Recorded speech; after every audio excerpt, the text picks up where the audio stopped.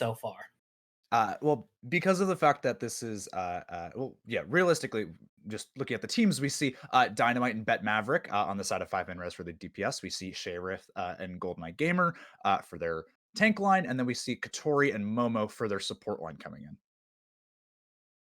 And looking at Grav-9, we're going to be seeing Deft and Peaches on the DPS line. We're going to see seeing Squatchy and Cromslor.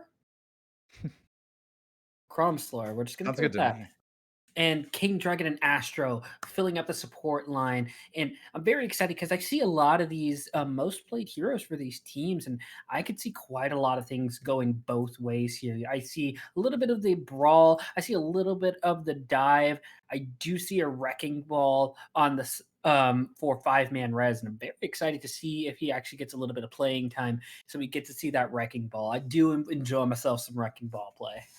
Something that is, most interesting to me about a lot of these different divisions is in something like Rookie Division, we see where uh, personal comfort is often much stronger than flavor of the week meta picks. So this is going to be a lot of, oh well, I'm good at this hero and you're good at this hero, so let's do this thing, as opposed to, Mhm. well, we need to learn this comp because if we don't learn this comp, then we lose. So we're going to be seeing probably a lot more hero plays, maybe some more in-depth understanding of specific heroes and comp matchups, which I think is very interesting to me. But overall, I think this is just going to be an incredibly fun match. And I feel like in lower ranks, and this is not an insult to anybody. Honestly, I'm lower rank. I'm gold. I feel like I feel like meta is more of a suggestion than anything. Comfort is much more important. We're going to be starting off on Lijiang Tower today, which I think is very similar to a lot of Koth and Busan, as I mentioned earlier, in the sense of this kind of map allows for so many different team comps that regardless of what you feel comfortable on, you can find something that works for you on this map. And then how you play it on this map is, and how you make those swaps are often going to be indicative of how the rest of the series is going to go. Yeah. Koth is just a very good litmus test in which you can extrapolate a lot of information for how a team plays.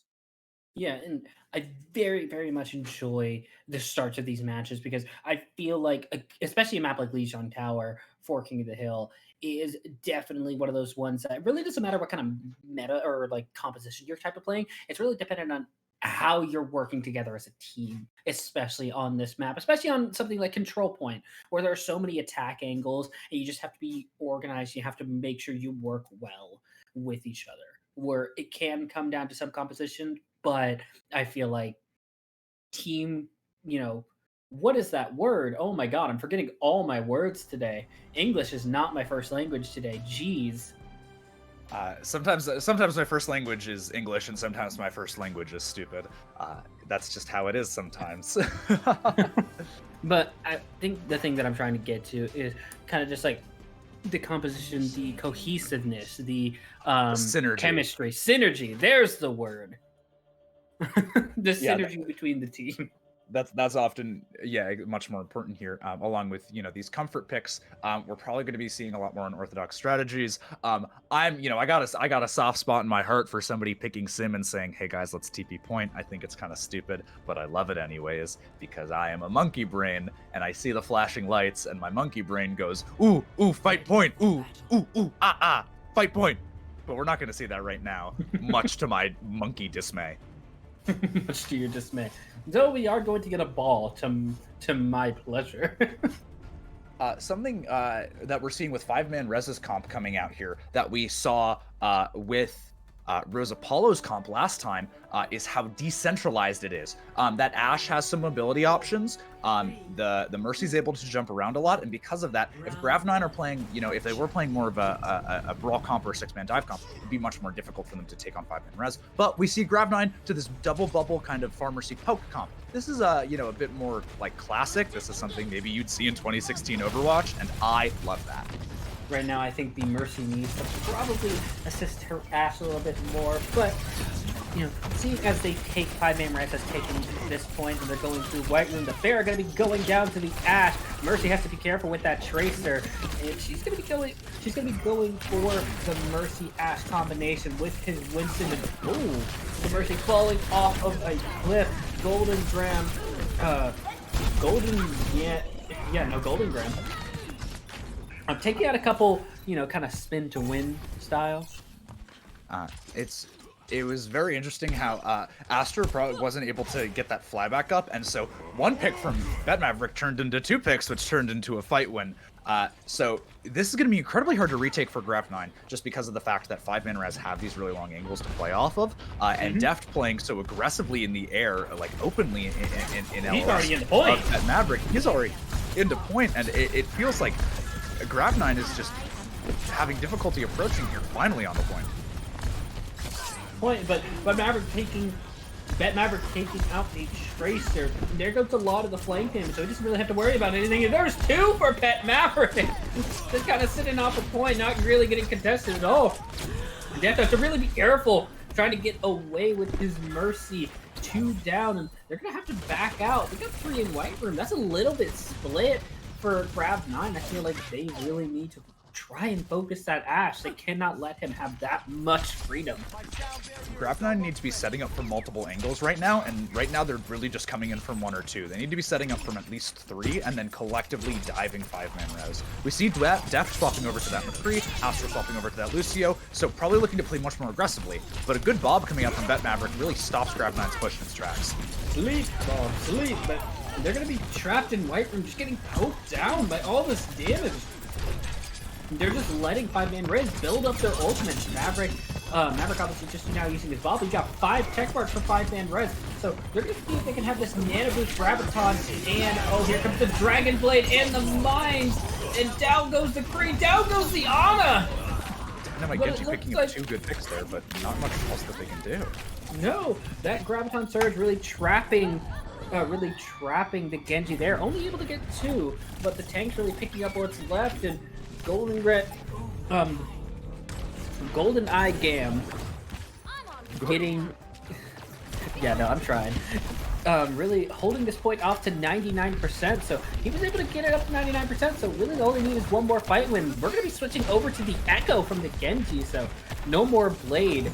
But right now, Peaches has that ultimate nullifier to stop this next fight with that Pulse Bomb. Gonna get somebody, but doesn't kill anybody. Gonna get it on the Diva. She's gonna get healed up, trying to demech her.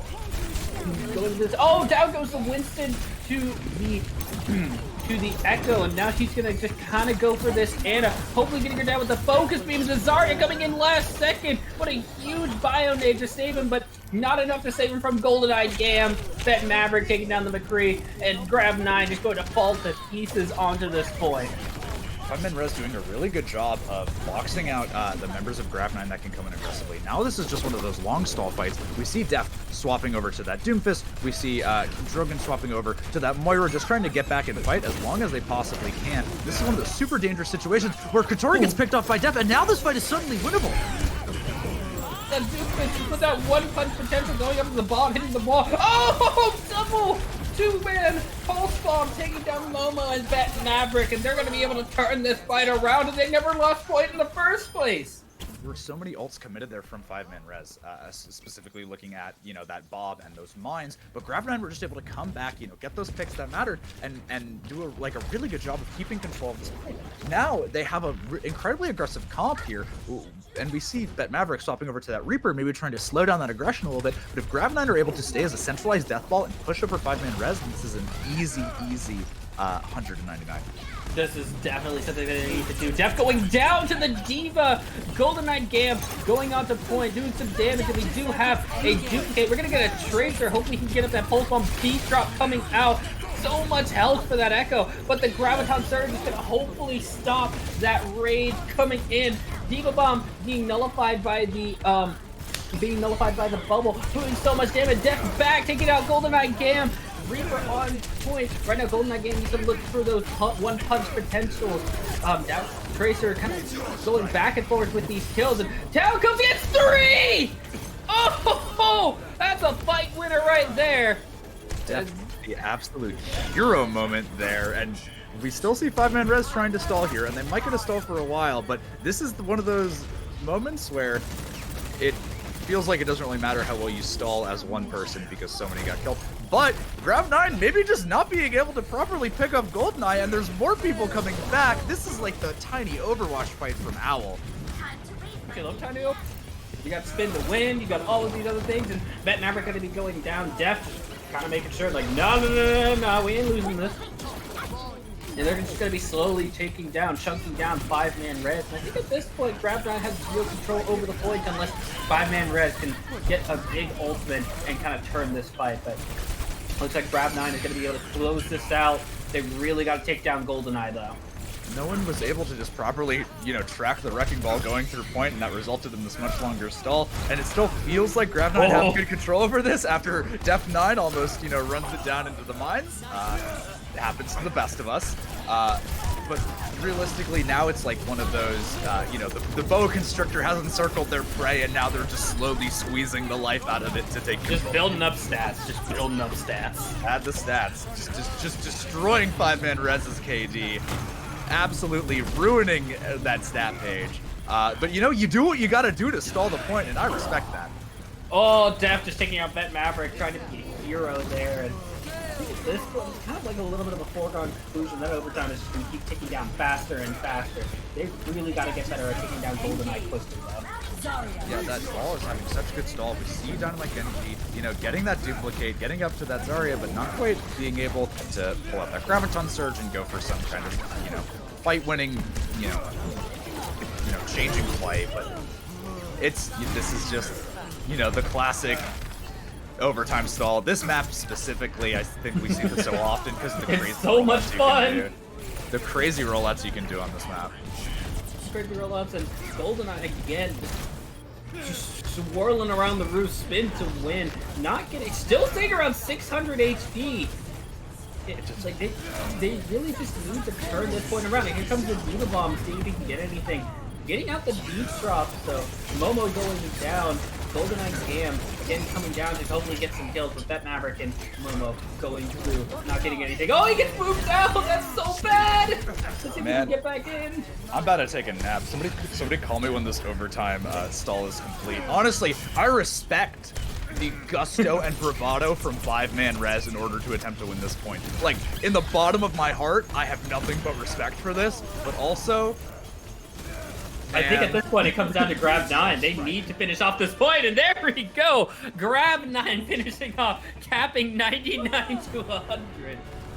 Oh, I wonder how many gold medals Deft has right now. Yeah, Deft is putting in a lot of work on that point on the Doomfist. Not doing a 2-grid on those earlier picks, but coming back on that Doomfist was able to get a lot of work done, and that was really impressive to me. But I liked how we saw, obviously these more comfort-based comps coming out. I think it's really interesting. We see Bet Maverick going over to this sim, maybe TPing to point, probably not. It's probably just TPing the team out. But Grav-9 definitely TPing to point with the comp that they're looking at, and I love that. I know you want to see it. Maybe we get a Symmetra battle on point. Maybe. Oh, we're gonna get the Mei too. Or Kree. Mei, Kree? No? Okay. Both teams are gonna be going to point. Looks like they're gonna be keeping the 5-man Rez is gonna be keeping the Symmetra. Oh, my monkey brain! Bright Lights, and that's a huge nade to start off the fight. They need to take out the Immortality Shield. Def taking out Kutori though. Losing that Ana is a huge deal. Kutori getting resurrected. The beam, the light. Bet Maverick just beaming everybody down. That Symmetra is very similar to you seeing a higher energy Zarya or seeing a Zenyatta, where just the longer the fight goes on, the more they're going to be doing just based off of how their hero is designed. The longer that they are alive, the worse it is for your team, more than most other heroes.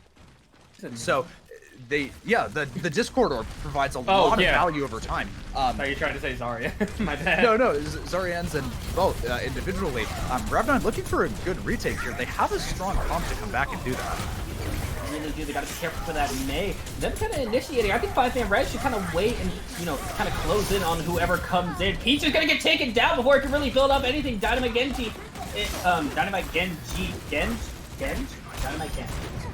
gonna be taken down, and Def gonna be popping so many heads so far. But Bet Maverick just on the point. That final boss, that beam, and that shatter is gonna get 4. Huge shatter coming out from Kromsler here, but a massive anti-nade coming back from Katarina. Def, just no. We're not doing this again.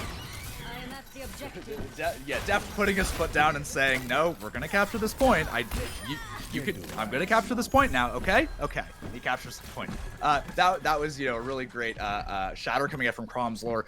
Good high noon coming out from Def. 5-man res once again trying to stall that point out as long as possible. But and TPing in here is so dangerous against the brawl comp of Grav-9. This is incredibly ballsy, but I respect it. If there's one thing I've learned about 5-man res so far, it's that they got guts. They do have guts, and oh man, Maverick gonna go down, but they did get the Graviton Surge, but I don't think they're gonna have enough to fight this point. And that brawl comp is gonna be way too much, even with the ball going through. So many pretty lights, so many fun times, but I think Grav-9 is gonna be able to pull this out just by the swings. And oh, that May gonna be coming out with it. I'm sorry, but they're gonna be using the Blizzard. And now we got another final boss on point, and his name is Death. There was a huge, that was a huge blizzard, but Astra with a really well-timed beat, King Drogon with a really good lamp was able to just keep the rest of that team alive. And 5-man res on this more kind of poke-oriented comp. Now swapping to that Reaper, but earlier on this poke-oriented comp, just TPing in to fight Grav-9 is just such a dangerous thing to do. We see Dynamite Genji going over to this Junkrat in order to try and spam Grav-9 and force them out, smoke them out, but it might not be the best.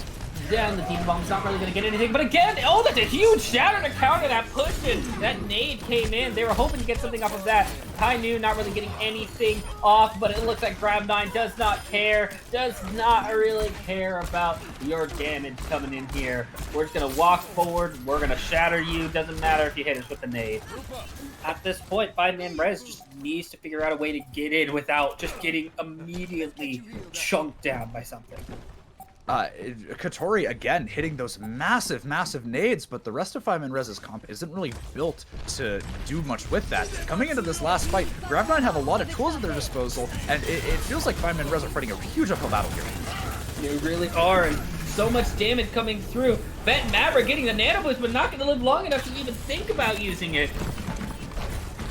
And the nade coming out huge again, but they're not going to be able to capitalize on it. They just don't have enough to do anything about it. And there's your final boss. Peaches coming through with the beam. Oh, definitely getting taken out in the back, but that's going to be it. Grav-9 winning with their brawl comp and being able to hold that point so well. And at that point, what were you going to do? Like, they were able to land nades, but they weren't able to capitalize on it. It was a lot of, very 5-man res was. Yeah, 5-man res had a really difficult time approaching against Grav-9. Maybe they would TP into point, or they would, kind of surround point, because they saw Grav-9 just really holding on to point, not trying to hold chokes too much. But at the end of the day, 5-man res just were very had a lot of difficulty in that mid fight. They'd get poked so much on their walk up, and then maybe they'd hit a big nade, but they weren't able to properly focus down certain targets, or Grav-9 would use ults to really well counter what 5-man res was doing. It just seems like Grav-9 have a much more cohesive team plan for what they want to be playing and how they want to be doing things. And 5-man res really looking to make a lot of individual plays to try and counteract that. That might be really difficult considering how Koth is arguably the best place for those kind of play modes or comps to work out. And moving on to these more long-term objective oriented comps like hybrid, or like the escort maps that we're about to go to, it's going to be much more difficult for the play style that 5-man res has been going for so far. Assault. Do we not talk about Assault? Well, look, if it doesn't exist to Jeff Kaplan, it doesn't exist to me. That's fair. Yeah, but we're still in Overwatch 1, so it still exists. Sadly. To the chagrin of many. Pain. I actually like Temple, so. Temple's all right. We are probably going to be seeing some substitutions coming in here. A bit of a tank land change from 5-man res. Not sure if Grav-9 is really doing anything. But I'm very interested to see what 5-man res chooses amongst our next maps. I think Gibraltar is very strong for the kind of decentralized dive they were playing. Whereas, a map maybe like Rialto would be really difficult for that, or how, Route 66 isn't able to snowball proper, or, you don't have those same kind of snowball opportunities like we saw last time. Uh, As uh, as you say, one is very difficult for them. Uh, it looks like our map is looking like it's going to be Rialto. that's a very dangerous choice coming out from five man res. However, I respect the attempt. And so on the side of five man res, we do see Zebtek in the tank line getting swapped out for Shayreth. So maybe looking to play a different style or kind of composition, considering just how the you see those teams change. But overall, it's just going to be. Maybe a change in off tank isn't too much of a difference as opposed to a change of main tank or something like Wrecking Ball. All right.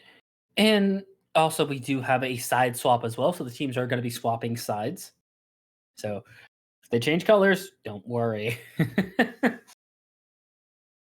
Uh, so yeah, this Rialto choice is probably going to be, just very dangerous and difficult depending upon how or if they change their comp. I think we see a lot of these brawl comps on Rialto. So Grav-9 seeming pretty comfortable on those brawl comps. Uh, Mhm. Probably going to have a much better time with it. But obviously, it all depends on what they want to run. I think we saw a couple of good looks coming out from Grav-9. We saw the way they were able to play brawl consistently. We saw the way they were able to play that that kind of dive-ish comp pretty well. So I think Grav-9 feel pretty comfortable wherever they want to end up going. But it really, I feel like it's very much the ball is in five man res's court now, right? After that first map, that's one of those things where you say, okay, guys, we did something wrong here. Let's get our stuff together and try to go forward. Yeah, the ball is in five man res's court. It all just depends upon how they try and hit it back. I definitely think they may try and go for a more brawly comp just to match what they were running because you kind of saw them kind of inching toward it near the end of Ilios, near the end of Lee Sheng Tower. But we're gonna see if they continue playing that Wrecking Ball as well because I have seen Wrecking Ball work pretty well in this Rialto map, but I'm kind of looking forward more for the DPS because Deft performed very, very well in those high chaotic situations, and Peaches was able to do very well on the Symmetra. So we're gonna see if the DP. I want to see if the DPS Zebtek and Dynamite can kind of Zebtek, Dynamite, and Bet Maverick can kind of take over the reins because Bet Maverick was doing very, very well on the Ash near the beginning of Lee Sheng Tower. And right now, I think they kind of need that, especially on Rialto, like an Ash or a Widowmaker. They can definitely be pretty dominant if they can take that control of the high ground immediately.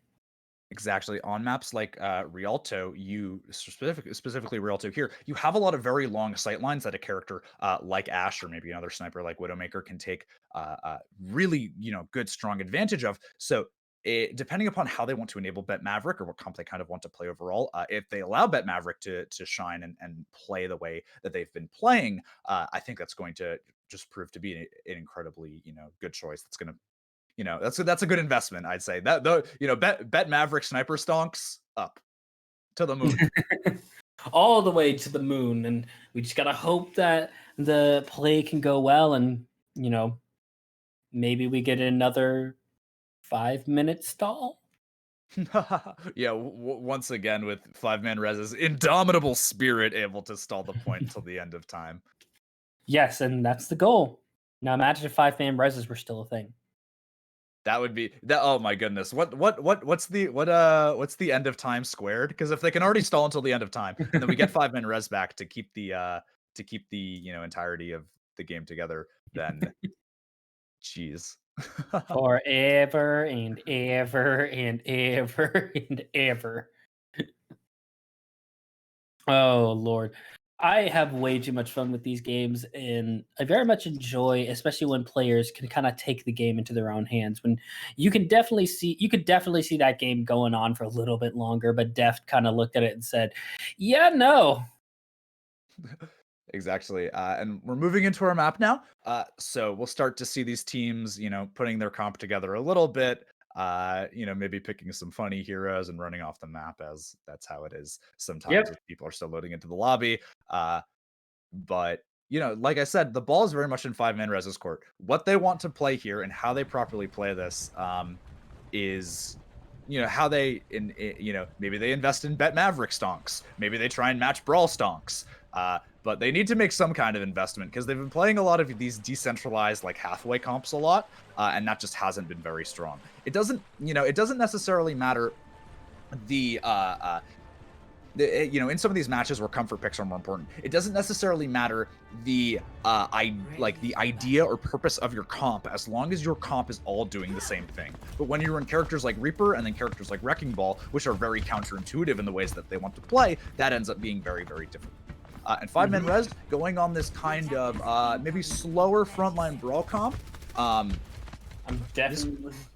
This could be difficult for them, considering how Grav-9 has so much spam damage with this double shield. But if Grav-9 overextends a little bit, 5-man res are able to stay in swing range, then they have good ult economy to cycle. They really do, and kind of looking forward to Grav-9's double sniper look, especially if they're able to control the bridge. And we got a Zenyatta here, so we have the Zenyatta Master here as my casting buddy. So we're gonna see what he thinks of this. Man, I'm a main support player. I just in-game zones in anyways, but that's how I know. Yeah, 5-man res seemingly taking so much damage on this walk-up. Grav-9, just the comp that they're playing is so good for, spamming out so much damage. Clean rotations coming out from Grav-9 in order to spam out 5-man res. This is just very... Oh my goodness, Peaches, okay. I see you winning that 1v1. I respect that. Yeah, that's always the goal. Taking down Kotori, down goes the DBS, down goes the healer, and down goes the McCree. Oh, and he finally gets slapped off of his 3-kill rampage, but now they're kind of backed up, and now obviously Dynamite Genji has to kind of respect Peaches, and Deft going down a little bit overextended, and there goes down 1 DPS, and now they got to back, and now 5-man res is going to be pushing in. Grav-9 has to back up a little bit, and hopefully they don't get picked out as they back up, but they need to be very, very careful as they get naded again with the humongous nades from Kotori. Kotori doing an amazing job of hitting these nades, hitting that nano on Jareth. Kotori definitely maybe a bit of a silent MVP for 5-man res so far, doing a phenomenal job. But Peach is just picking off so many early. We see Bet Maverick immediately swap over to the Ashe and try and match that. So now I think this is going to be a really interesting Ashe duel matchup. And, Bet Maverick maybe have a little bit of the advantage to start there, but just a little bit. Just a little bit. And we see Grav-9 swapping over to this Reinhardt, and a Lucio and an Ana. So definitely trying to match the brawl. They said, okay, well, we did really good on the brawl last time on King of the Hill. So let's do it again. Let's run it back into them. And just like that, the Reinhardt's down, Jareth is down, Clemzor just kind of walking forward, holding that click, holding that left mouth.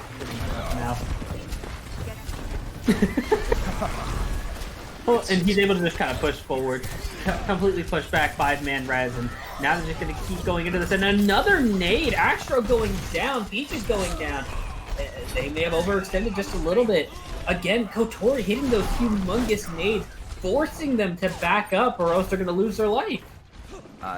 The DPS of 5-man res just doing a really good job of trying to, pull this back from the brink. Fights are going poorly, and then, we see Dynamite Genji get a pick, we see Bet Maverick get a pick. This Nano Blade coming out from 5-man res is going to be huge. It is going to be huge, and here comes the Nano Blade, and he's just going to be dropped up, dropped down, and he's just going to go like, oh, thank you for the ride. He's gonna get two, gonna completely push back Grav-9. They're gonna continue fighting this. King Dragon taking down the Genji, and Clemzor just walking forward, 1 HP, gonna lose his life, but taking down 3 in the process. That was a... Dynamite Genji getting good value with that Nano Blade, but not quite enough in order to really close that fight out. We see him swapping over to that Echo, so maybe splitting up the Mercy Pocket a little bit between the two. But 5-man res still have a lot of good tools to come and win this fight. The victory of this fight all depends upon how Astro uses this beat drop. Really does, and we got 4 ultimates for 5-man res, and we got to see how they use them. And where the Shatter is going to land, both tanks, Nade coming out, Bob taking down the Reinhardt Graviton Surge. They're going to just keep pressing Q and completely steamrolling this fight. Astro did use his beat drop, not really too much of a difference there, but both teams kind of going into this next fight with 1 ultimate. So Tori coming up on that Nano boost, but 2 ultimates going into this next fight, so we're going to see probably mostly a dry fire, or maybe the Bob initiating. We see how the end of this point is very similar to the end of Second Point King's Row, in which you want to commit so many ults because if you lose that fight, it's so long to come back. But, you know, 5-man Res just keep dumping ults into this, and it does a really good job for them. And we see how even in these brawl matchups, 5-man Res is like having their front line getting rolled over, and until they get the nano boost up from Katori, it doesn't seem to do a whole lot. Dynamite Genji just pushing in as the Zarya. Not too high of charge, but nothing is more terrifying than just a 400 health tank just walking right toward you. Yeah. Oh, they're trapping their spawn with the Graviton Surge. Oh, Shadow coming down, getting 2, getting the Echo. Gonna almost take him down, and we're gonna get the Valkyrie Klimzor getting pushed back all the way into the backline, trying to charge in, trying to get somebody, gets the Zarya. Hopefully he's able to stop this Resurrect, just swing, not even to stop the Resurrect, but taking down the Mercy, and all he's gonna do is just keep building up that Earth Shatter, but 5-man Res just taking this back. 2 kills by the Reinhardt. Squanchy answered right back with 2 of his own. What is this? They're just back and forth, back and forth. Bet Maverick with 2 kills of his own. Grav-9 just having such a difficulty really keeping their hold on this point. It feels like finally, it's just the Bob pushing now. So they're able to, you know, hold control of this point. But for so long, 5-man Res just kept taking this inch by inch by inch. Grav-9 got so decentralized, they got into 5 different places at once. We saw that Rhine charge into the back line. We saw, you know, we saw people all over the map. And just as soon as that fight is over, 5-man Res is ready to push again. We're ready to push again. No ultimates this time. We're going to be coming up on a nano boost. Astro, Def, and Peaches, all 3 have ultimates coming up, and the Earth Shatter coming through. Not going to catch anybody. Def getting 2 in the back line, and that's probably going to kill this push immediately for 5-man Res. Deft has been doing such a good job of just trying to, you know, close out some of these more difficult engagements for Grav-9, and it's been really interesting to see how, you know, as Deft pressures the back line, 5-man Res have more difficulty keeping their front line alive. Now they're on a bit of a Moira Ana, which is going to be very difficult without Ryan Zarya. And we see, you know, Grav-9 swapping over to that McCree, but just seeing how cutting off support to 5-man Res's front line has been so strong for Grav-9, as pretty often they've been able to consistently win that frontline fight. And this is exactly what they need to do. Take out that backline. Nanoboot's going to be coming out into the Graviton Surge. Going to be swinging into it. Huge name going into that. Taking down the King Dragoon. Shatter not landing. Graviton Surge onto the cart. Klimzor being taken down, pushing into that grab, hoping to get somebody, but it cost him his life. 5-man Res is just going to be pushing in all 6 members on point. And I don't think... Oh! Lucio able to stop it real quick, but he can take it down by the focus beam. And now we're just going to have Grav-9 throwing themselves on. Grav-9 staying way too, you know, grouped up in some of these scenarios where they should know, oh, 5-man Res has a Grav this fight, we need to play, you know, very differently. And they just stayed stacked up to a point where it was, you know, they were able to get shred in half by that Coalescence, by that Graviton Surge. Really, you know, Grav-9 got hit with the Kamehameha, and the entire team just had a lot of difficulty, you know, like living through all of that damage. Grav-9 here, I don't think they expected to get full capped like this. I don't think they expected to have to deal with a vaguely competent brawl comp coming out from 5-man Res based on what they were playing on Koth. And now it just feels like 5-man Res is a little unsure of how they want to play things. And I think Grav-9 just really needs to kind of push this out forward and just keep doing what they're doing. I do apologize. 5-man Res just needs to keep doing what they're doing. And Grav-9 really needs to kind of go back and figure out what was working for them in King of the Hill and kind of what in the Something that we've seen pretty consistently with the way that these teams are playing is kind of like the counterintuitive, or I guess, you know, counteractive nature of some of the comps that they've been playing. So we see Grav-9 with this brawly Ryan Zarya comp, and then they're running double sniper. We see 5-man Res with this, you know, maybe poke-oriented DPS comp, you know, maybe a little more of a, you know, a decentralized support comp, and then we see, you know, this Ryan Zarya frontline. So it feels like some of these comps have things where it says, oh, well, we want to be doing these 2 separate things at once, and that has seemed to be very difficult for both sides. Ooh, Peach is almost getting knocked down right out of spawn, but they're going to be able to come in right now. I think a lot of 5-man Res's comp kind of depends on how their DPS can perform against the other in these 1v1 duels, especially if it's sniper versus sniper. That Lucio from Grav-9 is going to be really good at trying to deal with the wall from Dynamite Genjin. Peaches picks up. Hi, Peaches. Peaches. No, guess. Peach is picking up 3 in the start of the first fight of the game of this map, and him picking up the Ash off the high ground, immediately taking that high ground control, and now Grav-9 going to be pushing in. Then cut off of the Reinhardt, but Lucio is going to be able to come around the point, and Def taking down 2, and they're just going to be able to take this entire courtyard, and that's a huge thing to take. Deft and Peach is definitely saying, oh, well, you know, that you guys full capping, that was a fluke. That wasn't supposed to happen. Peach is getting Bet Maverick out of spawn again. A really, you know, just really good Widow play coming out here. And Grav-9 definitely have a comp which is, you know, very good at steamrolling. They have Grav Dragon. They have, you know, they have like a Nano Reinhardt. Shatter is just consistently good. It feels like Grav-9 have a lot that's able to... Oh my goodness, and a huge overextend coming out from them now. Huge overextend, trying to hit that Shatter directly into Ziptek's shield, but Def taking down 2, but I don't think it's going to be enough. Peach is getting taken down. Now they got to back up into spawn. They were able to get it just over the bridge, so they do get a little bit of a second fight, but they did throw out that Shatter. Def having his ultimate online, so he can hopefully, you know, maybe cut off 5-man Res. Def taking down 2 is incredibly good because now 5-man Res have, you know, less people to really defend this point. But Bet Maverick wins that fight against Peaches, throws at that Bob, and is trying to push Grav-9 off of the bridge. And then now we're kind of just stuck onto the bridge where it's kind of a shooting gallery for Bet Maverick, and now they're just kind of pushing forward. Astro getting 2! Oh, I wanted to Bob, but, you know, still as much of a player as anyone else. Grav-9 with so many ults this fight, but not seeming to use too many of them other than just that nano boost. Peach is picking up a nice 2-piece, maybe going for that 3-piece. But it's good how Grav-9 were able to win that fight without committing too much, and a huge Shatter from Shatter going to pick up these stacker kills. I don't think you can reflect the beam, my friend. That's so unfortunate. Yeah. Cromster with that really good Shatter at the end, and now Grav-9 have this Grav Dragon in order to try and, you know, really close out this point like we saw them doing earlier.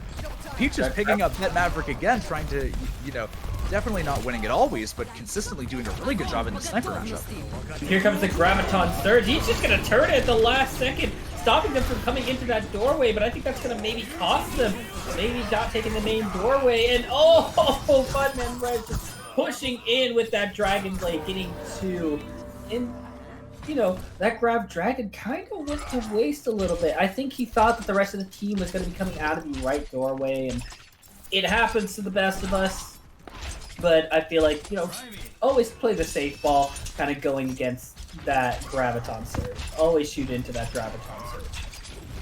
Yeah, Swanchy wasn't able to pick up much with that, so Def tried to make that last second decision. Sometimes it works out, sometimes it doesn't. But Grav-9 able to come back pretty, you know, quickly here. But with just support ults to work with, it feels like they have to play incredibly impressive with the speed drop, which is just what they're doing. Oh, and that's exactly what they're doing, and they get 2!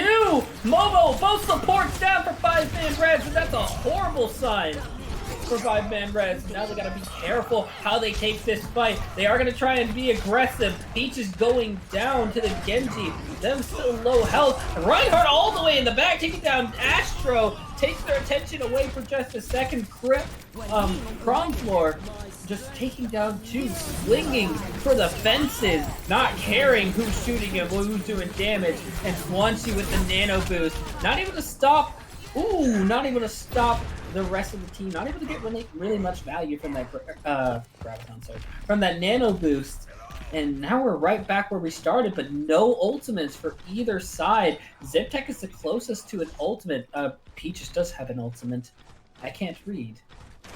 5-man Res, we saw Def swap over to that Tracer and then back to that Hanzo. I really would like to see 5-man Res swap off of this double sniper composition for this last point, as the sightlands are really difficult, or for this last half of this point, because the sightlands are really difficult for them to actually push in, and especially with how Dynamite Genji has been doing a really good job of boxing out Peaches and boxing out Def, it feels like it's incredibly difficult for Grav-9 to approach. Yeah, it was very difficult for Grav-9 to approach. And right now, he's just kind of going for Peaches in the back, forcing his team to turn around and try and protect him. And Peaches going down for the long range dip tech. And now the Dragon Blade is going to be coming out. Not really getting any final blows. Only gets one on King Dragoon and Death. And that's going to be it for the rest of this fight. And they're still going to have that Graviton Surge and an Earth Shatter coming up on the next fight. And right now, Peaches and Death switching off of that Widowmaker and that Hanzo, switching off. Grav-9, we're doing such a good job of pushing up like aggressively early and taking control of this space. And maybe and with good DPS play, maybe this change in DPS comp is going to be really, really good for them, seeing as they're able to play a lot more central. But a bit of a yeeted Grav coming out there. Yeah, Peaches almost getting taken down immediately by, getting naded as well. Him kind of alone on point, and this fight going on in the cafe, and 5-man res split off Grav-9 very, very well. Grav-9 a bit too thinned out and being taken down. Go taking down the Genji, and the Shatter coming out, getting 2, but they're stuck in the Graviton Surge. They cannot follow up, and I don't know if they're going to be able to do enough damage, but the Graviton Surge coming out on there, and that swing going through, taking down 3. And now they gotta get that Zarya down, but here comes the Reinhardt back to protect his off-tank. Blizzards are going down, Astra going down, and that's the front line going down. Death trying to come back and save this, but the Electric Cowboy doesn't look like he can do too much. Both of the main tanks in this scenario are seeming to have a really difficult job of identifying when their backline is being pressured and when they need to play more safely, and that's just causing major issues in terms of how they are able to have the proper flow in these fights, when they're able to push, when they're able to play much more safely, and 5-man res able to end up winning this pseudo mirror brawl matchup and very strongly hold on to this point, bringing us to 1-1 in the series. Yes, it's going to bring us 1-1 into this series, and kind of looking forward because both teams kind of leaning more toward a brawl composition. Grav-9 kind of faltering near the end there.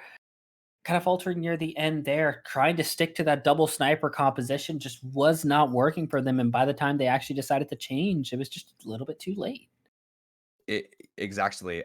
It was a really difficult situation for Grav-9, as I feel like they sometimes wanted to stick for ult economy, but just sticking on that double sniper for so long was difficult when you're not able to set up properly as you were able to earlier, like on the first point where they pushed in very aggressively. Our next map coming up is going to be King's Row, and we're going to be seeing so perfect for this Brawl Mirror matchup, and Grav-9 is going to be on the attack for this match. Or for this map.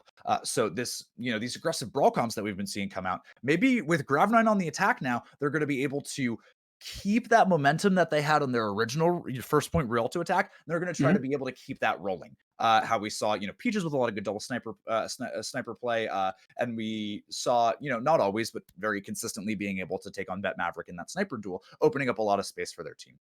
5-man res on, maybe not running that Lucio as often, so having that Ashe has been, very good for them, but maybe a little weaker in the front line. I'm really interested to see how this match plays out, which is why it seems like you guys should probably stick around to see why it stays, how it turns out too, because we're going to be heading to a short break. Welcome back to Get Elo Hell, Get Good. We're moving into map 3. It is currently 1-1 between Grav-9 and 5-man res. We're going to be moving on to King's Row. Up to this point, it has been kind of a little bit of back and forth. We've seen both teams kind of adjust and kind of go for that more brawly style. And Gunther, honestly, like going into this map, what does Grav-9 have to do to get back their win? Grav-9 need to keep up the momentum that they had on their first point attack there in Rialto. They did a really good job in winning those DPS matchups. Peaches, killed 2 or 3 people at the beginning. Great stuff from her. We saw Deft doing a lot of work, and it was just very difficult for them to keep that momentum going after that first point really ended. So they need to take that momentum that they had there. They need to take this first point aggressively, and then they need to keep that going throughout this whole point, because this is one of those maps where you can properly snowball that. 5-man res, I think, need to keep doing what they've been doing pretty much. That's definitely what I think they need to keep doing as well. But do you see Grav-9 kind of sticking with this sniper composition, or do you think they should go for something more that they ran on King of the Hill? Maybe that kind of Doomfist, maybe that more like kind of straight brawl McCree, maybe strictly. If I was 5-man res, I would want to roll out on that sniper comp and then Mhm, swap to that, more the brawlier DPS much earlier than they did, on Rialto. mhm, But it's obviously it's all about comfort picks, right? So maybe they say, "Oh, I don't want to run, the double sniper here," and they're more comfortable on the Doomfist on this map, or maybe they're more comfortable on the double sniper on this map. It all depends upon these comfort picks because at the end of the day, as long as you do what your comp is supposed to do well, that's okay. It doesn't matter what your comp is supposed to do as long as you focus on doing that thing well. yeah, and as long as the other team is in spawn, doesn't matter. As long as the other team is in spawn, that's where we need to go. Exactly. And 5-man res here, I think they've been doing a pretty good job just with the like what they've been running so far. I think that maybe Koth wasn't their best, place to run what they were running. They had a lot of very interesting comps coming out. But maybe when they swapped over to more of that Rein Zarya, it proved pretty well, and that's what we're going to be seeing on their defense here. So much more of maybe with that May and that Mercy, it might be a little difficult as you can't really aggressively collapse on walls like you would with like a Lucio or something, or like a Brig. But still, there's going to be so much crowd control coming out from 5-man res. Echo is able to hold on to locations. There's going to be big nades coming out from Katori that we've seen all series. But Maverick is going to be able to do a lot of good job with walls, so I'm confident in their ability to hold control of areas and do a good job on this defense here. Yes, Shireth, protect all of your angles at the same time. And it looks like we're going to get a brawl composition. Peach is going to be over on that Widowmaker looking for any heads to kind of pop out. She's hopefully going to repeat her success from the beginning of Rialto last map. And the wall's going to be coming out. And there we go. Shira's going to get stunned, kind of backing off, losing half of his AP. You have to be careful with that. And there goes Peach. She gets the first pick of this map. And there goes down a second one. Astro going to get picked. 4 people on the point. They're going to cut off this Reinhardt, making sure he can't go anywhere. Bet Maverick going down. And this is exactly what Grav-9 needed to do. They're completely push into 5-man res. Don't even give him a chance to breathe. Grav-9's comp has very low damage just overall, but the fact that they were able to, have really good focus fire, they were able to isolate the enemy Reinhardt and just kind of rip that team apart is really good. But now we see 5-man res coming back in really aggressively. Oh, and they're just going to have a tick. Just tiny little bit. Peaches, she's going to be able to take out Dynamite Genji again, and they're going to be able to cap point.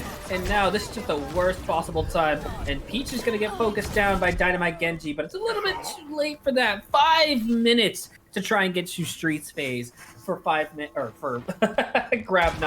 5-man res. Bet Maverick going over to the hopefully to kind of mitigate that range damage from Peaches. She's actually going to be switching over to Reaper now. I like this Reaper swap. Now that, the initial angles and that shock factor of, wrapping your brain around playing against a Widow has worn off, swapping over to this Reaper is going to be really strong as 5-man res are on much more of a spam comp now. If Grav-9 are able to close distance properly, then this is going to be amazing.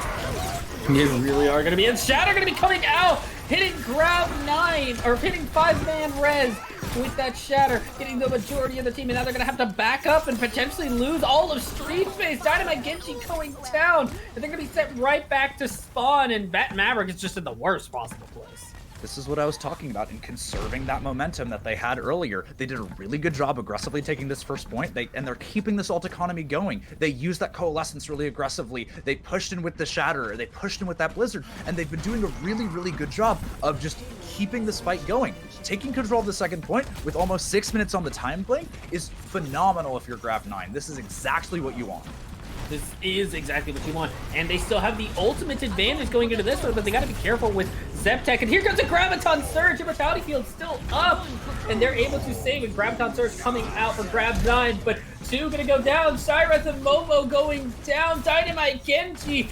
And again, they're just going to be pushing forward. Peaches, she finally goes down. Her rampage has been stopped.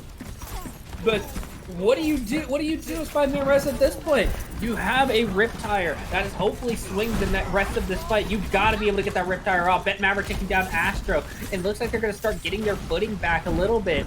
Right at the end of point 3, here comes the Riptire, going to hopefully be taking out anything. And the grab, or the bubble, taking the brunt of the Riptire damage. And Bet Maverick is going to be frozen. And the rest of Grav-9 is going to be coming in, hopefully getting him. Peach is being taken down by Bet Maverick while she's trying to use her ultimate. And right now, 5-man res finally able to gain their footing on King's Row. And now, what do you even do? What do you even do with 5-man res? Grav-9, you know, finally getting stuck there. Just they overextended it a little too much. Now 5-man res with this, you know, Junkrat, with this Baptiste, they're on much more of a spam-oriented comp. We see Dynamite Genji going for the absolute Giga Chad play in the backline. Unreal respect for that one, brother. Bit of a short pause coming out here.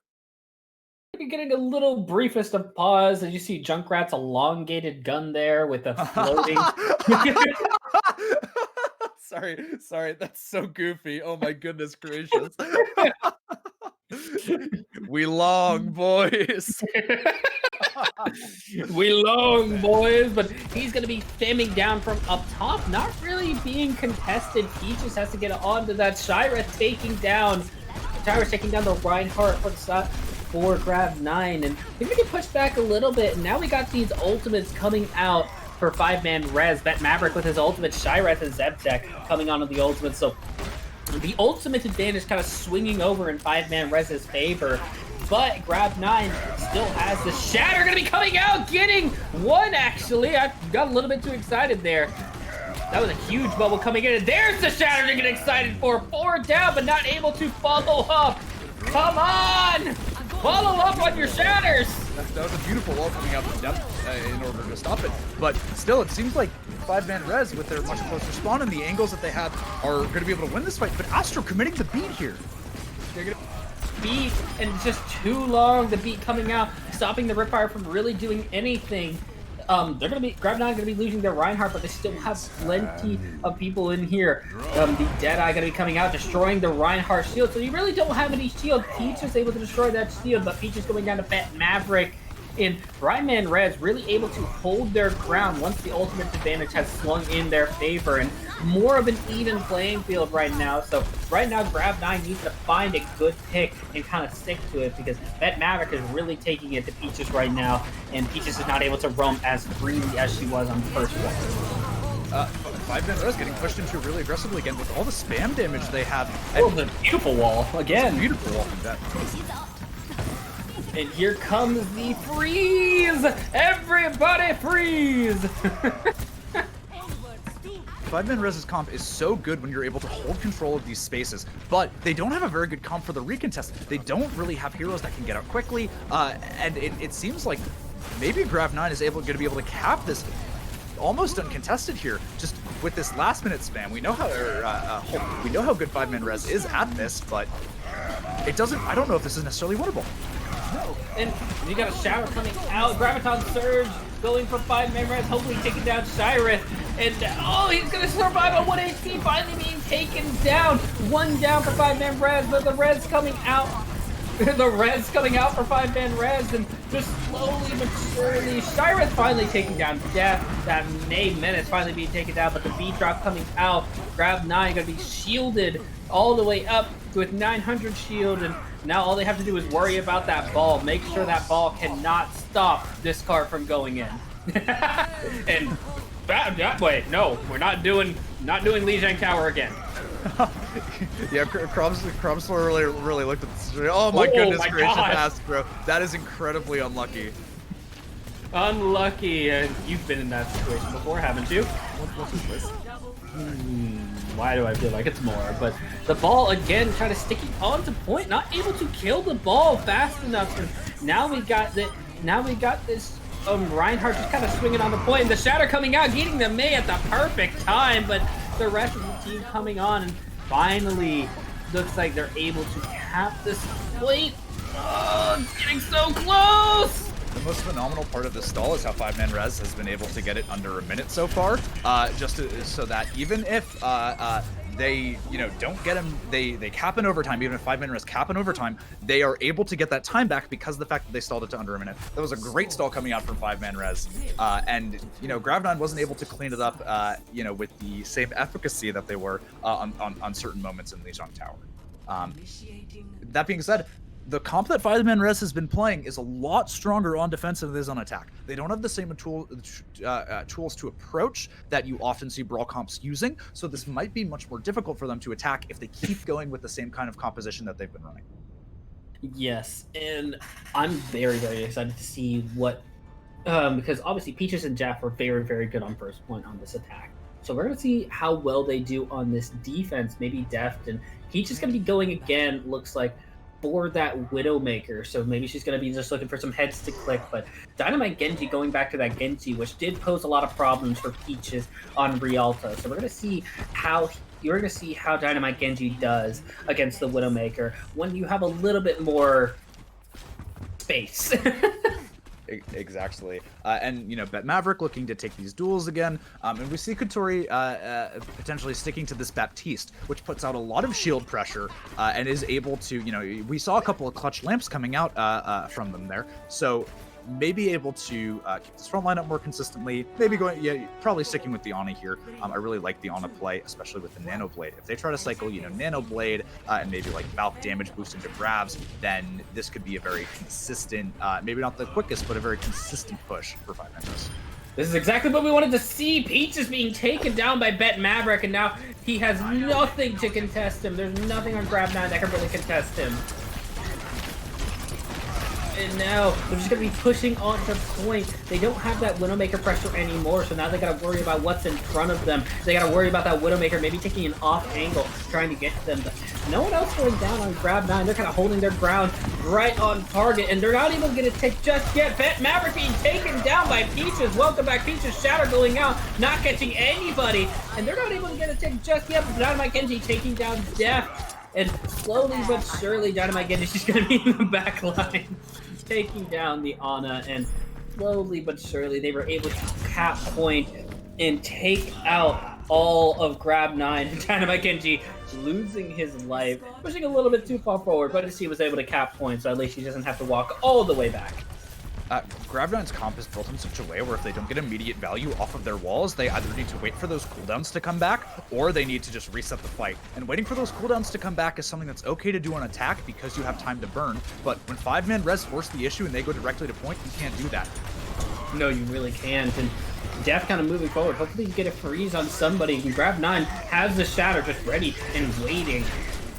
Hopefully he's able to land it. That's what looks like what he's looking for around this corner. Here comes the Nano Blade. Beat Drop coming out. Hopefully he's going to negate this. Bet Maverick taking out Peaches. One down. Prince floor.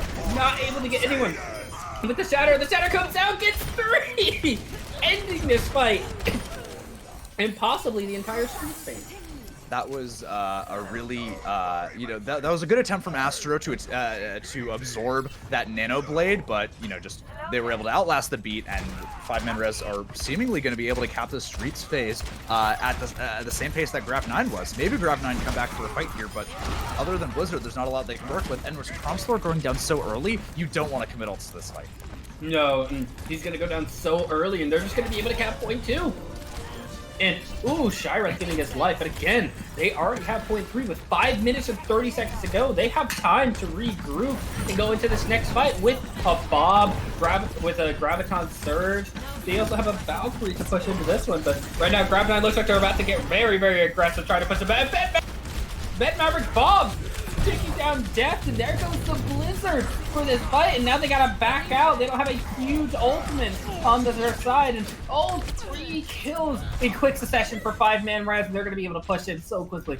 Deft now with his Blizzard, but not enough of his team really to follow up, so he has to kind of hide in point, or hide in spot. This is just a question of how much do Grav-9 want to commit to 100%ing this point, but it feels like they need to use this Grav and Blizzard, which are both ults that can win fights on their own. They feel like they need to use these together, or it's into the Graviton Surge. He's gonna take out 3, 2 actually. I know Reinhardt's silver, but he doesn't look like Genji. Oh, that's just overwhelming ult economy coming out from 5 minutes. That you hate to see that if you're Grav-9. 5-man res come back so incredibly strong. They are able to just, they build up ults, they build up ults, they build up ults, they build up ults, and then that dam breaks. The water keeps building, the water keeps building, the water keeps building, and now the dam broke. Now they have 5 minutes. It's going to be real, unless Grav-9 do some really strong push here, and they give themselves a lot, they give themselves a lot of space to work with. It's looking, it's not impossible, but it's looking incredibly dangerous for them. That was a really good push coming out from 5-man res, understanding their ult economy very well, knowing what they had to invest and when they had to invest those things. And then, when that time came and they said, all right, we're going to dump Grav, we're going to dump Shatter, we're going to use Nano Blade, we're just going to full send this whole fight. It works because they planned for that. Yes. And I just really look at it at this point, and what can Grav-9 do? Do you feel like they need to full cap this through overtime and everything? This is one of those situations where, look at 5-man Reso's comp, right? They have Grav, they can Grav Nano Ryan, they can Blizzard. Those are 2 fights that in an overtime situation will force you off of cart, or they will win you the fight, which is just a win there. So Grav-9 need that. I think at least getting to the end of second is enough, right? But regardless of how far they get, they need that perfect execution. And oh my goodness, Peaches gets cut off by the wall. Oh, and the teleport is going to come back up and going to get most of the team up top, but it's going to be a little bit chaotic, and they're going to drop down immediately, not really going with the plan that they had. The Maywall not really cutting off, only cutting off half the team, and now the Symmetra is going to be coming in. Down goes Styra, down goes Dynamite Genji, and that's going to be it. This Symmetra paying off in spades, not in the sense of teleportation, but it is going to be coming out in the sense of damage. That beam does so much damage, especially if you're able to ramp it up.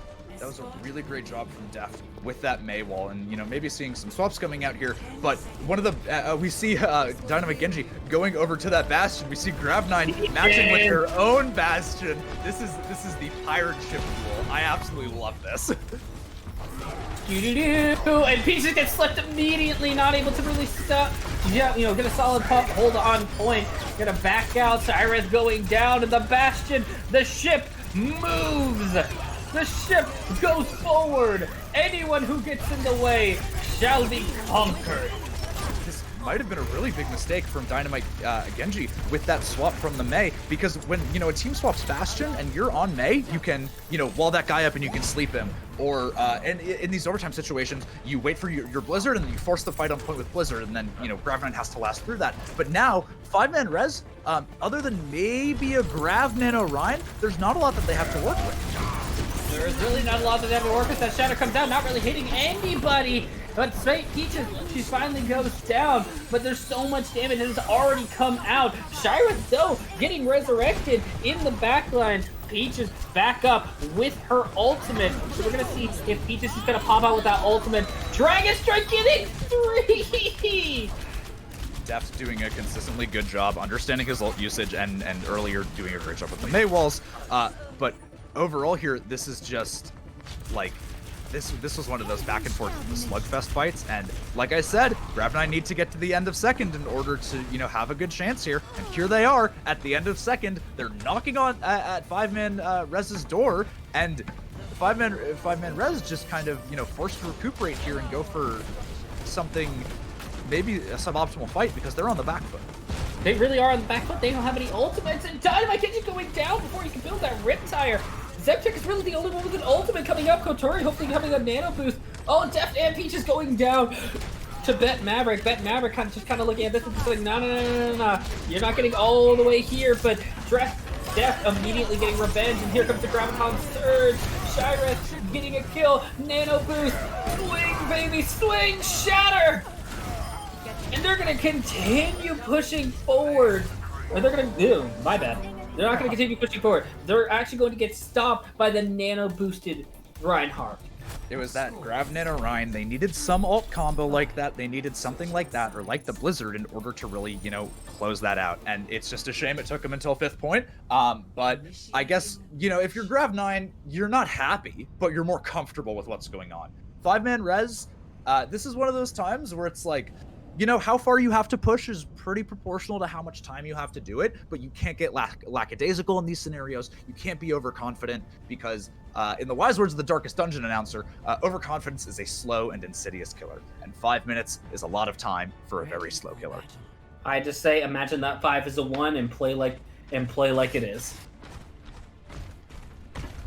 Because right now, what they need to do is continue playing how they were playing, and kind of push forward, force Grav-9 onto the back foot like they did just you. But Grav-9 is going to be switching up their competition a bit, and there's that Brigitte, and there's a Reaper from Depth, so they're really looking just to brawl on point right now. This might be pretty difficult running a Reaper without a Lucio. I often think the characters are kind of like necessary to run together when you're running in these brawl scenarios. But, you know, if maybe you TP your Reaper into the back line, you Astro tosses him a double pack, and then he just has infinite health regen and he kills everything. Who knows? 5-man res. From experience there. You know, you clown around a little in ranked. That's how it is. But 5-man res just kind of, you know, sticking to their guns, sticking with what they've been pretty good at. We see Bet Maverick sticking on this Widow as opposed to staying on the Ashe that was going so well for them earlier. Yes, and now they're going to be going to Hotel. Dynamite Genji, they're going to be keeping this kind of Widowmaker Genji type composition against this brawl. And they're just going directly into this brawl. No poke, no nothing. And I feel like they need to go around, let their Widowmaker have sightlines on this. Grav-9 needs to just walk through them right now. There you go. The fact that they've been cornered by 5-man res is just a mistake on Grav-9's part. It feels like 5-man res should have just been ran over by the comp that Grav-9 is having, but Grav-9 just kind of juggled in those doorways. They let Bet Maverick take the sightlines they wanted to take, and like that's just the issue. When you wait, how does Maverick get there? How does Maverick get there? Phenomenal question. But the fact that they waited so long for that Widowmaker to set up and didn't push into the rest of the, you know, take that 5v6 while that was happening, that was just a bit of a mistake on the side of Grav-9. And now they're a little bit on the back foot, and Dynamite Genji's kind of pushing forward, having all the time in the world to do whatever he wants. There's a lot, you know, 5-man res coming up on that Nano Blade already. They seem to have a much stronger ult economy here than they did on defense, but just because of the fact that they've been winning fights already. But that isn't saying Grav-9 have nothing. They have some stuff to respond with, maybe a defensive square to keep that Grav alive, but this Nano Blade from Dynamite Genji could be huge. Their Shatter not really catching anybody, and the counter Shatter is huge! Peach is getting 2, and she completely negates this fight. Still 3 minutes on the clock, but they were able to stop that Earth Shatter and stop that roll from continuing, and this is exactly what Grav-9 needed. They needed to stop that momentum. They could not let them get to street pace that easily. That was a great shatter coming out from Crumpsler and just stopping that Nano Blade from happening. Dynamite Genji doesn't even pull out the blade because they know that fight's over. And we see Bet Maverick stopping over back to that Ashe, so some more spam damage coming out. But here it feels like Grav-9 just don't have the same postal workers that they did last time. And here comes the not Nano Blade. It's just going to be a regular blade. He's not really going to get too much out of it. And Death going to be getting nothing with Death Blossom, but able to push the team back, getting enough damage out to force force 5-man res back, and just going to walk forward. And he's just going to make sure all that damage gets poured down the throat. Grav-9 doing an incredibly good job of properly peeling for that blade. They, you know, they use speed boost, they walk backwards, they have everybody focused on him, and Dynamite Genji wasn't able to get much with that because they got stopped so much earlier using that nano blade that when you just have to do a naked blade like that, it doesn't work. And Katori already has another nano boost, so maybe it would have just been better to wait it. But Grav-9 Orion, tried and true. We'll see how it goes. And the Graviton Surge is going to be coming out. Bet Maverick taking down Peaches, but Dynamite Genji going to be falling as well. So we're going to be a 1-for-1 trade, 2 DPS. Dev taking down Cyrus, and the Resurrect coming through Dynamite Genji. Katori going down, and I don't think this fight is going very well for 5-man res. But they are able to push them back just a little bit, start pushing Cart forward, but we need to see both of these teams regroup very, very quickly. And here comes the Dragon Blade. He's immediately going to be taken out. Katori was walking back with the nano boost. Momo got the sneakiest res onto Dynamite Genji. Let Dynamite Genji get their blade up, but Katori was coming back with the nano boost. Just a bit of a miscommunication there from 5-man res. Absolutely tragic, but that could cost them here considering they only really have a minute left. Only a minute left. They do have 3 ultimates, So they need to use these ultimates before Death can get that Death Blossom online. And oh, here's the strength of having that Lucio as opposed to that Mercy. Astro just speed boosts away from the enemy Reinhardt, and the enemy Reinhardt Nano Boost is just left there, all dressed up and no place to go. No place to go, and that's 2 out of the 3 of their ultimates. And Astro taking out Bet Maverick, and now we have Death is asleep. Never mind. But we do have an amplification matrix. That window is huge in this situation. They really need to get the boost out of that, and Shatter taking down both. Reinhardt's going down. So now we're just gonna have a little bit of a brawl going on with no Reinhardt, no hammers.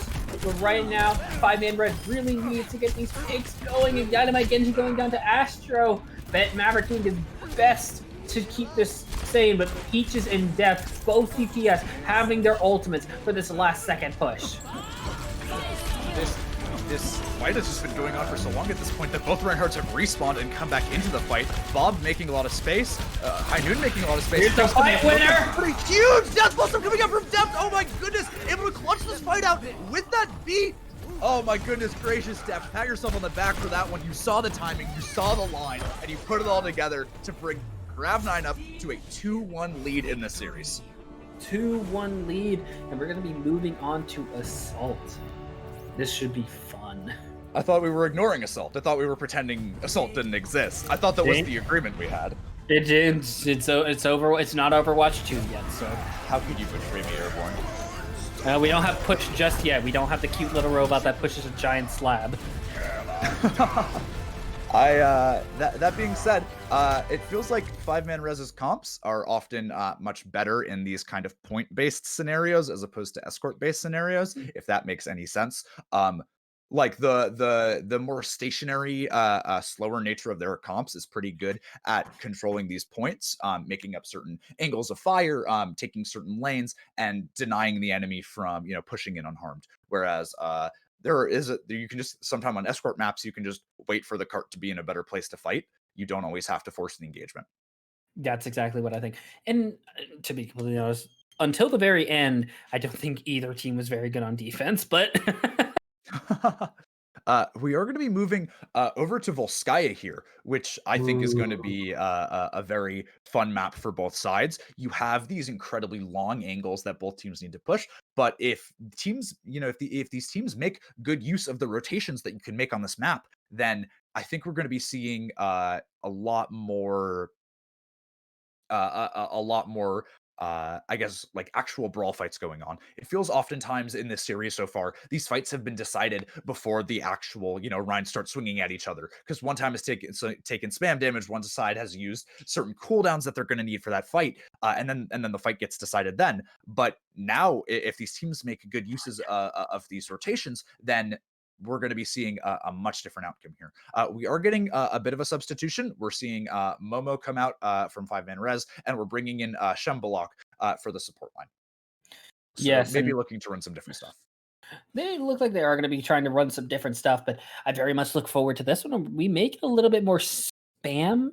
We saw a little bit of the Junkrat pull out a little bit. We may even get a Pharah on this Volskaya Industries, or we may just keep the Ashe of the Widowmaker going with Peaches and Bet Maverick. That little bit of a duel. We still may get a McCree or an Ashe.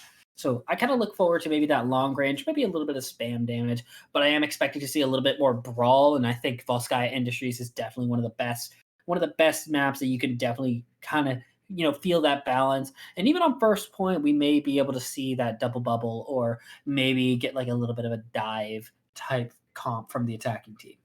It often feels like with the comps that 5-man Res has been running, they would maybe have a lot more success with more of a dive oriented tank line, because when like what we saw last map, where Katori nano boosted onto Sherith, and then Astro just speed boosted away, and they just said, "All right," they just went, "I'm about to head out," and then that was that. The nano boost went nowhere.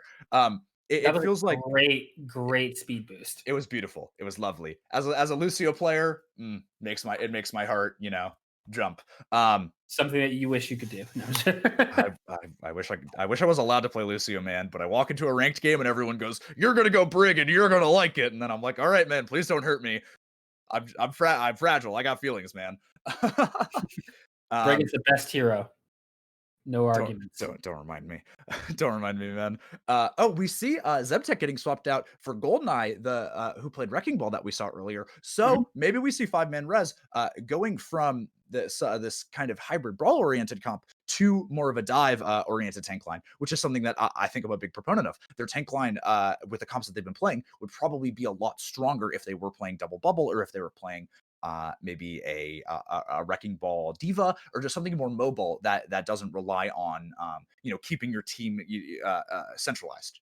mhm. And I could definitely see also Grav-9 kind of sticking more with the heavy brawl if the long range damage doesn't really work out again. I think that we did see Grav-9, if I remember correctly, roll out on a double shield comp when they were defending on Rialto, and that went okay. They got, they had to change a lot of stuff out, and that was suboptimal. But I think if they wanted to give that comp another go, this would definitely be the place to do it. On this map, there's a lot of very long angles that you can rotate between the two different high grounds, and you're able to see the enemy coming from far enough away that it isn't really an issue that you don't necessarily have a speed boost to work with. Mhm. And also on both Sky, there's just so many angles that you can go through, and there's so many weird ways that you could go through. You may even get a Symmetra. Who knows? Be still my beating heart. My ape brain goes, ooh, flashing lights. What would be your ideal comp for flashing lights? For flashing lights, oh my goodness. There was a little a meta a little while back. Not a meta, but it was played for like 3 days an owl, where we had like Lucio, Moira, Sigma, Orisa, Symmetra, and then like Reaper, I think it was for a little bit. And it was just colors. It was just colors. And like if I was epileptic, I would probably need to uninstall the game for a period of time. But I don't struggle with that issue, so I was just able to enjoy the assault on my retinas. Who needs colors anyway? Grav-9 going to a bit of a double shield comp, which I think is pretty interesting. This is, see, I look at Grav-9's comp and I say, well, why are you running Rein here? Like, what's the purpose of running Rein here over an Orisa, right? Like, I'm not Hammer? I'm not good. Hammer swing. My monkey brain says swing hammer do damage, so I respect it. But it's just like Grav-9's running double hammer. Yeah, true. Yeah, but like that's just where my thought process goes. 5-man res, we'll see what they're rolling out on because you play weird things in spawn sometimes. But if they choose to stick on this comp, I feel bad for Shayrith as he has no off tank to back him up. He really doesn't. Goldeneye needs to get a lot of value with boops on this wrecking ball, or Shayrith is just going to be a very sad man. He's going to be a very sad man. He's going to be focused on very, very quickly with Squatchy and Def and Peaches. Also, King Dragon. Ooh, oh, I thought he got into Def taking down the turret and immediately going to the high ground to get past the DPS. The Torbjorn and Baptiste up there, and they're going to be going on to point. Chromslore immediately going low, Immortality Shield immediately coming out, and Astro going down, Def though taking down Shyrith. So we got a little bit of a trade here, but we got the teacher and the student both being taken down, and 5-man res is just gonna back off, waiting for their Reinhardt to get back. 5-man res need to clear these high grounds before they push to point. If they push to point, Grav-9 has so much damage that can be pushed on, like just puked out. But now that Grav-9 has dropped from their high grounds, it seems like they're in just a really difficult position in order to properly push. Yeah, or in order to hold that point. They're going to push forward through this amplification matrix, and right now I think they need to get that Baptiste off the high ground because he's just healing autonomously, and here comes the Deadeye from Peaches looking to get multiple, gets Goldeneye and Dynamite Genji going down.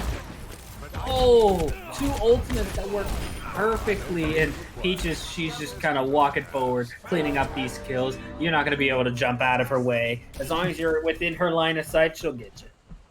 Yeah, good. I want to see Grav-9 setting back up on these high grounds again. When they dropped there and weren't able to retake, it looked really dangerous because 5-man res would be able to come up from a lot of different angles and you know, push this point. But now Look that what turret is. beautiful, I love it. Guard that mini health pack. What a good turret. But now that Grav-9 have, you know, taken this high ground again, and they're webbing up that you know, point again, 5-man res need to walk around and they need to clear this high ground because just trying to hold on point like this, they're going to get spammed out. They are going to get spammed out. Them go straight to point. Not really worrying about the high ground. As you said, I think they need to worry about the high ground. And again, this back piece is kind of chilling up there. No issues. And him finally dropping down, but Def taking down one, clogging up the point with the Molten Core. And they're not really able to touch point. Def getting multiple kills. And at this point, you can't really touch point when there's molten lava on point. Of course, Grav-9 dropping so quickly. If I was 5-man res, you could notice this and you could take advantage of it. You can essentially bait Grav-9 into dropping point and then, you know, go kill somebody high ground, go somewhere else. But they're just so busy committing to point, and that this wrecking ball isn't really getting a lot of value just working alone so far, that it feels really difficult for them to really establish a foothold. Yeah, and him finally taking up high ground. I think he just needs to start focusing that Baptiste, and him getting stunned and chased by that Brigitte, them going low, and then finally going high ground. 5-man res going high ground, finally trying to take the high ground from them. A Peach is taking down GoldenEye Gam, and Kotori finally taking out Kindred Dragon, but now it's just high ground versus high ground, and the people who have the most long-range damage is right now Peach is almost going down, but gonna get those armor packs, and now 5-man res is in a slight little predicament. They can't get close enough to really do anything, and they have to drop the point now. So they're gonna wait for GoldenEye Gam to kind of go through, and here comes the Amplification Matrix, and here comes the Nano Blade. That was a really strong Nano Blade coming out, just immediately cleaning up point like that. Grav-9 really didn't have a lot of ults to properly commit there, and it shows. They weren't able to respond with much. 5-man res just able to, you know, take that point very comfortably, but it took them 4 minutes, and this is one of those maps where you can get stuck for a really long time on point A and point B. So unless 5-man res are able to snowball this with some really good picks coming out, it could be, you know, just this is where the journey ends. Yeah. Bet Maverick gonna go around the long way, but gonna be immediately losing their Reinhardt and gonna just try and hide here. Hopefully no one walks down the stairs. Nobody needs to go downstairs. Bet Maverick isn't playing Overwatch. He's playing Metal Gear Solid right now.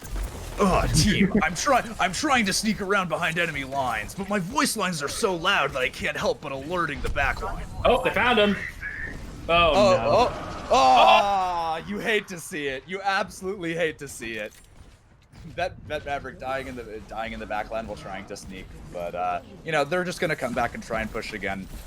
Bet. Over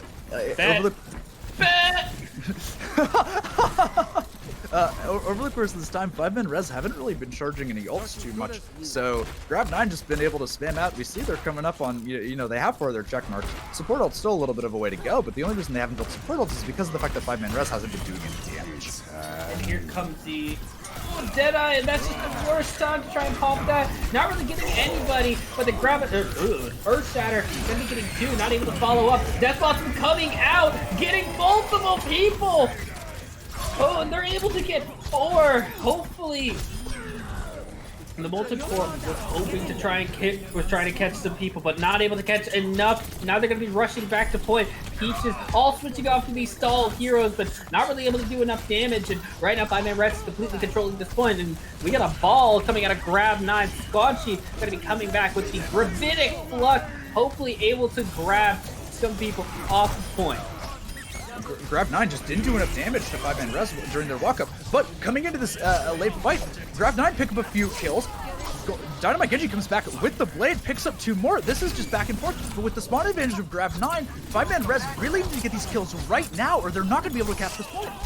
They're really not. And, oh, Dynamite Genji is trying his hardest, but he just doesn't have enough HP. And now they're going to be pushed back. 38 seconds to go, and oh, that's unfortunate.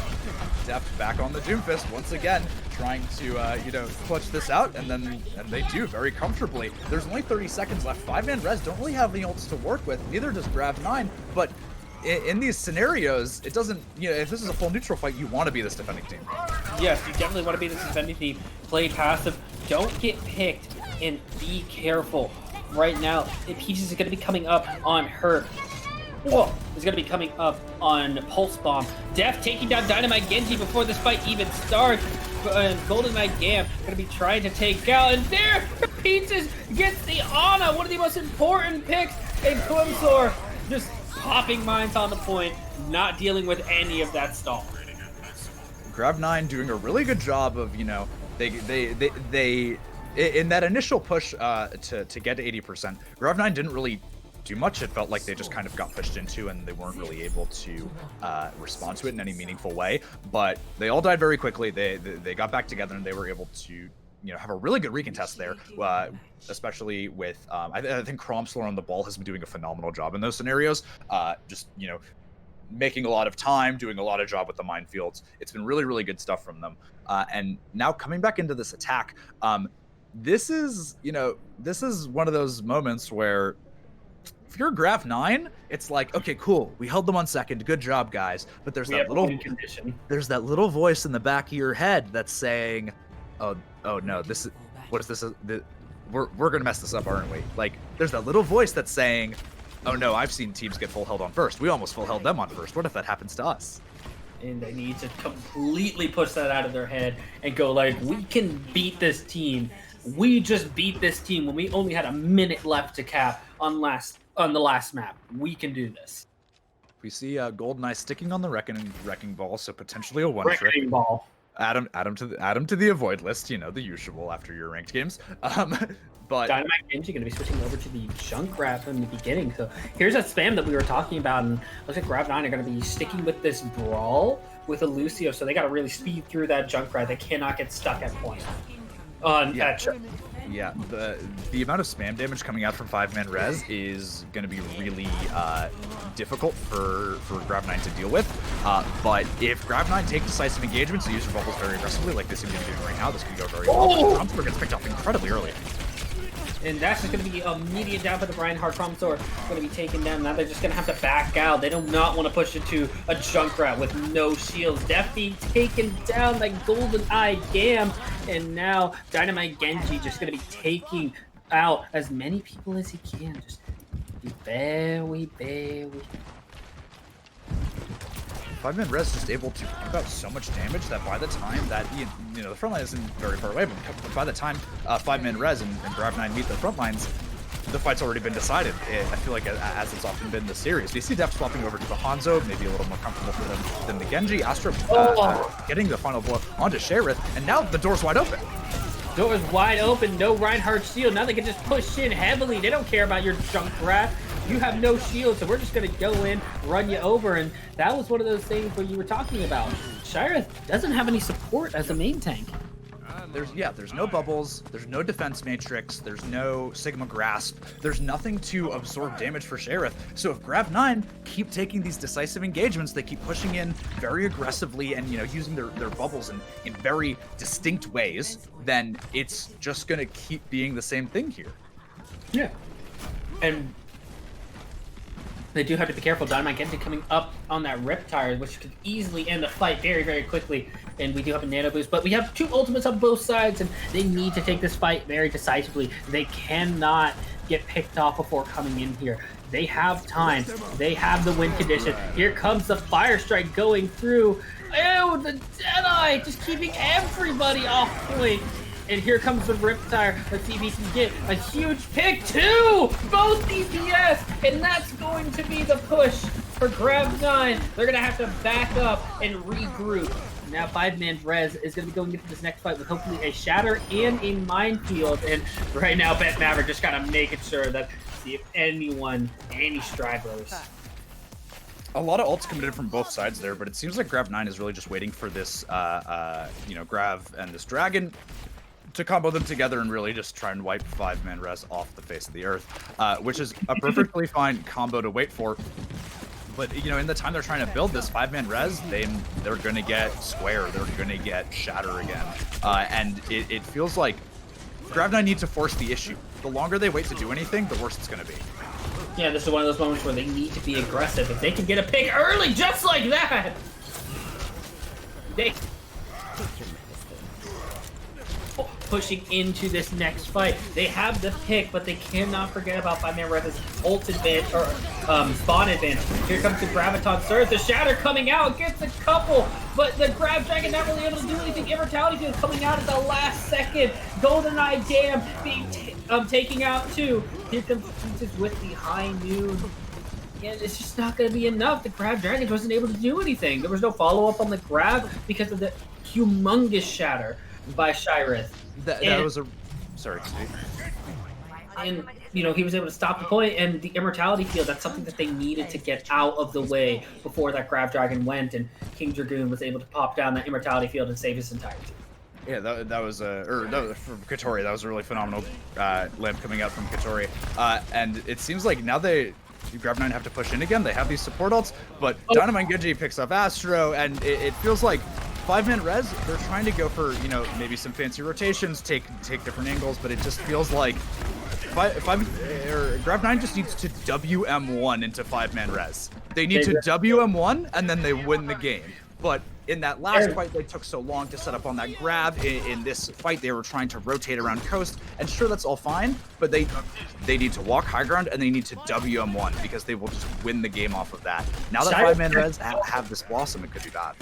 Shyrith has no support, but if they decide to do that now, they could get punished by Bet Maverick or Dynamite Genji. That's 2 humongous DPS ultimates that they have to worry about. And here comes the junk test! Oh, 4 down, that pushes over. Bet Maverick still has his death block for the next fight. King Drogon not able to react in time, or maybe just cutting their losses and saying, I'm not even going to waste this, not waste this time, let's just keep going. Grav-9, maybe just trying to build up for 6 check marks, but 5-man res cycling ults pretty comfortably. We see Def swapping over to the Echo. Honestly, not an awful choice, considering how 5-man res don't really have a lot of DPS to deal with the Echo, but they have Ana and Bap, who pump out enough damage to deal with that. I hope we now see Grav-9 just pushing in aggressively. They really just need to push in aggressively because they need to worry about that Death Blossom, obviously, but right now they need to take down Shyrith. And here comes the Amplification Matrix forcing them off of point. And now there's just going to be a little bit of a poke battle, but at this point, they need to push in, take down Shyrith. That's how they won the last fight. And the Earth Shatter coming out, taking down Shyrith. Is he going to be able to take him down? No, the Nanoboos comes out. And here comes Bet Maverick with the Death Blossom, takes him down Squashy. Def not able to do enough damage. Him trying to get out of dodge with his life. It seems like Grav-9 have, they had this so comfortably. They had that Grav-Dragon they were setting up for, and they didn't push in and break the lamp. They had this square to push 5-man res off of point, and they weren't able to follow up on, Crumbsler trying to push it. It feels like it just feels like they have this game, like, it's like a word on the tip of their tongue, but they can't quite say it. They really can't quite say it, and now we just kind of look at this one, and right now, 5-man res is fighting for their lives. If they can hold this final fight, we'll be able to go to map 5, and they may have a chance to win this series. But right now, Grav-9 going in, Peaches with her ultimate, looking to hopefully save this game for her team, but 5-man res has 2 ultimates of their own, and Graviton Surge coming out. It's going to be, the Shatter cancels it out! And the Riptire, let's see if this is a fight ender. Astro going down, Clone starts clutching, and that looks like it's it.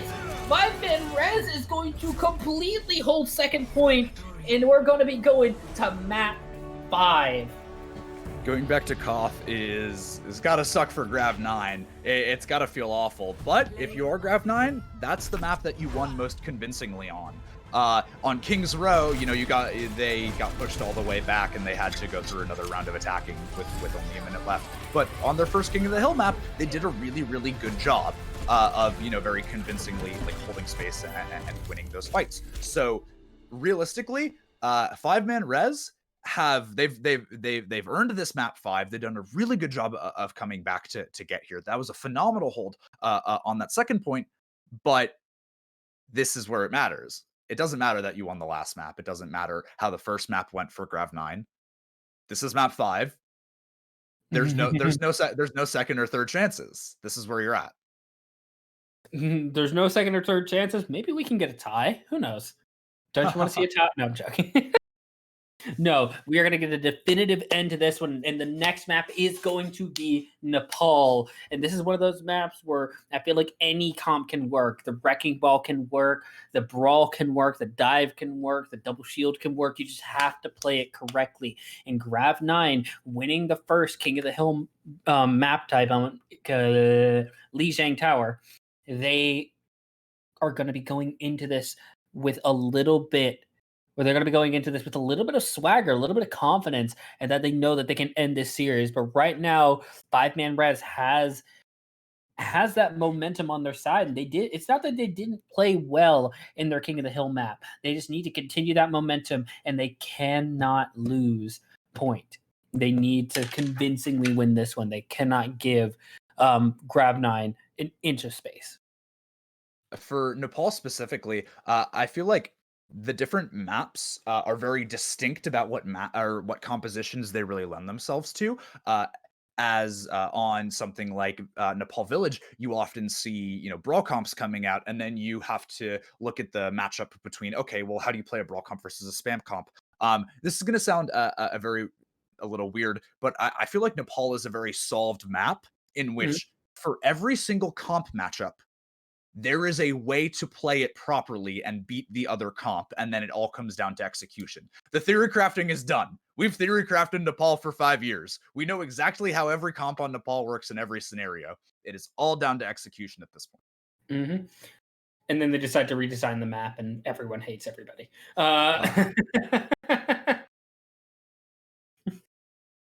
What's the worst that could happen? But I feel like in this map, it's going to come down to those comfort picks. We were talking about comps earlier and things like that. I think at this point, it's going to come down to comfort picks and who can play the best on these comfort picks.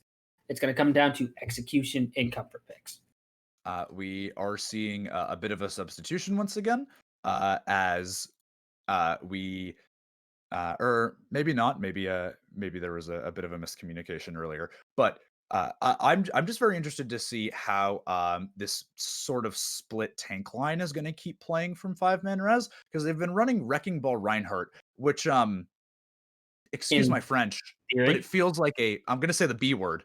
Feels like a bad choice. It's a bad. It may or may not be. Seems like it seems like a comp you would have fun running against. Maybe, but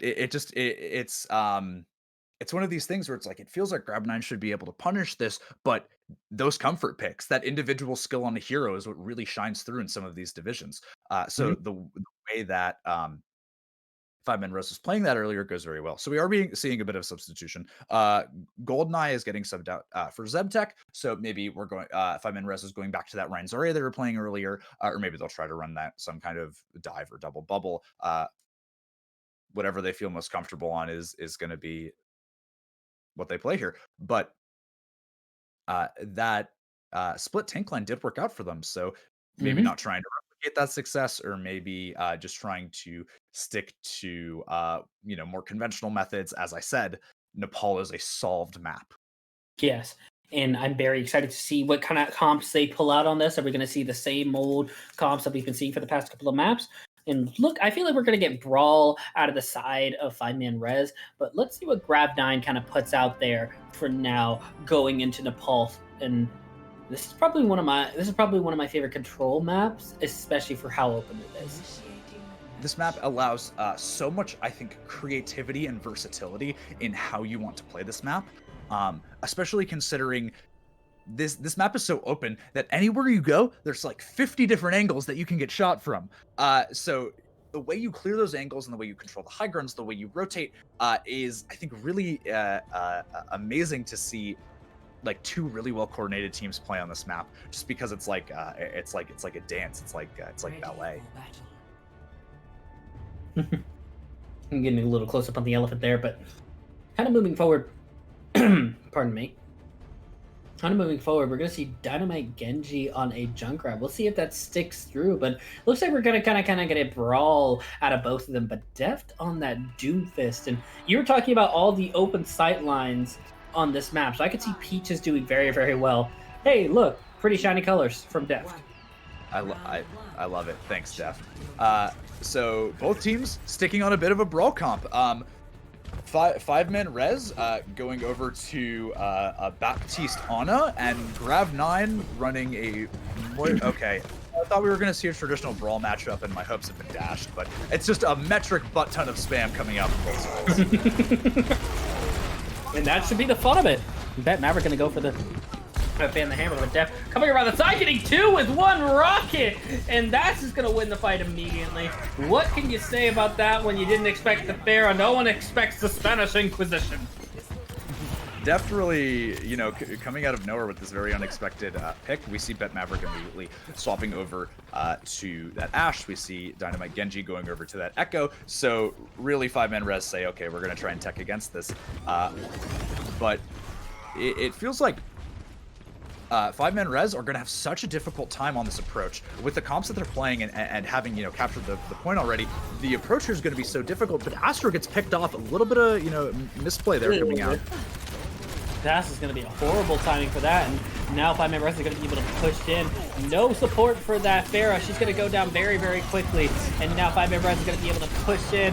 Peach is trying to save the team, but Reinhardt going down, trying to take down the Echo. 2 going down to Peaches. She's going to save this point for Grav-9. They're just going to push in. Who cares? We lost our pharmacy. We got Peaches. It's like I said earlier, it's very difficult for the teams to approach on this. Just they don't really have speed boosts. They don't have a lot of shield health overall. So whichever team controls this point is just going to, obviously, whichever team controls the point is doing well. That's how this works. But it's whichever just team is winning is winning. but it's so much worse for the teams that have to retake because these comps aren't built for retaking. These comps are built for holding. And I think maybe Shenblock or Kotori should maybe switch over to a Lucio just to give them that oomph that they need to be able to go in. Yeah, the damage being pumped out from Deft is just going to be immense, but big swear coming out. Peaches gets a couple of picks. Oh, there it is!